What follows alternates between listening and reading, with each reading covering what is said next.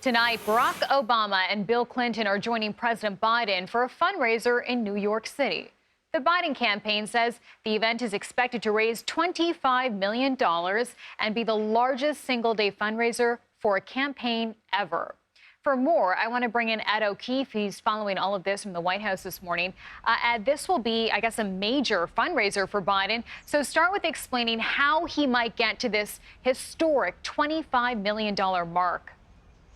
Chanel, good to see you. About 5,000 people have sold out Radio City Music Hall, just a few blocks from where you are in New York, to attend this event in person. And the Biden campaign has been selling tickets, so to speak, in order for supporters to watch virtually as well. But the reported $25 million haul, more than $25 million, they say, is the best one event total ever in American history. And to put it in context, the Biden campaign suggests that this is essentially more money than $5 million more than Donald Trump raised in the month of February, or nearly double what he raised in all of January, and that they can do it in just one night. And they also point to the fact, if you're looking for comparisons, the State of the Union address earlier this month raised the Biden-Harris reelection campaign about $10 million in a 24-hour span. So to be able to do $25 million plus in one big event there in New York with the help of two of his predecessors is quite a reminder, frankly, that while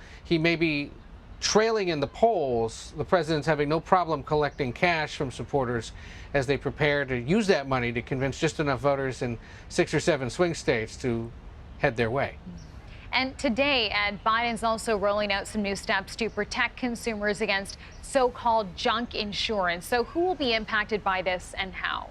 Yeah, it's potentially millions of people, Chanel, who might get insurance coverage for just, say, a few months as they switch from one job to another, or they go unemployed and then they jump into a job later on. There are some fees associated with this. This was something they began back in July to sort of review. The other thing that this will do is make Medicaid enrollment easier, theoretically, for especially children who may be enrolled in the program and waiting for other programs to kick in. The administration, in its bid to try to lower costs or eliminate costs for Americans upset about inflation and concerned with the state of the economy, has been trying to find ways all across the government, all across society, to go after so-called, as they say here, junk insurance or junk fees, maybe with your credit card or the airlines, to try to say, look, we're literally trying to save you, a few dozen dollars here, a few $100s there, so that by election day he can turn to a lot of voters and say, look, I literally saved you money. Why wouldn't you want to reelect me? Whether these things have any real long-term effect, whether they hold up in court, if the industry's affected, challenge them, we'll wait and see. Okay, and Ed, quickly, I want to ask you about a reaction to some news we learned of yesterday. Former Senator and one-time vice presidential candidate Joe Lieberman died yesterday. How is he being remembered by lawmakers today?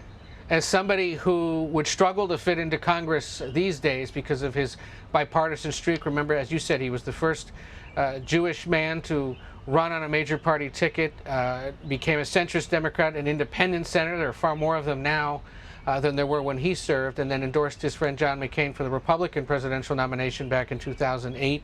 Among others, former President Barack Obama saying that he stuck to various issues, excuse me, when politics were difficult, but he stuck to his principles because he knew it was the right thing to do, and that is the general sentiment. He's expected that there will be a funeral for him in his home state of Connecticut tomorrow and a public memorial service at some other point. What we haven't learned is what current President Biden has to say about all this. We've yet to see a statement.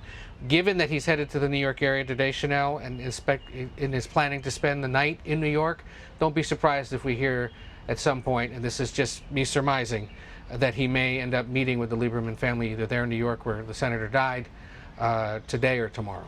We'll see. Okay. Ed, thanks so much.